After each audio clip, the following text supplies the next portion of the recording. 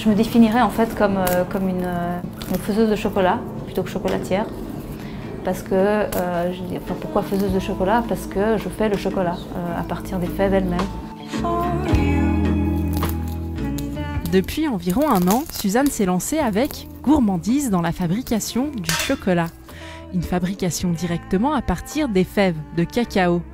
Une méthode ancestrale qu'elle est une des seules à pratiquer en Suisse. Donc là, le sucre est assez mélangé. Moi, ce qui m'intéressait, c'est vraiment le chocolat sans compromis. Donc le plus pur possible, le plus intense possible. Depuis sa petite cuisine, Suzanne fabrique environ 2 kilos de chocolat par semaine. Une toute petite quantité qu'elle vend sur les marchés et sur Internet. J'essaye de rien perdre parce que comme on fait tout à la main, c'est dommage d'en perdre serait-ce qu'un gramme. Sa recette s'inspire de la méthode traditionnelle précolombienne.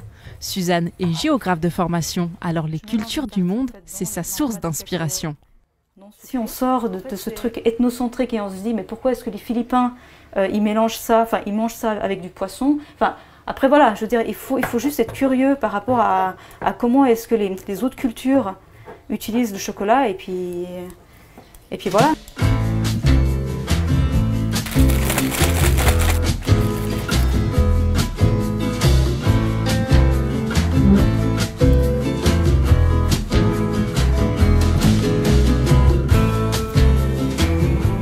En fait, après mes études, on avait ouvert un petit café avec mon mari.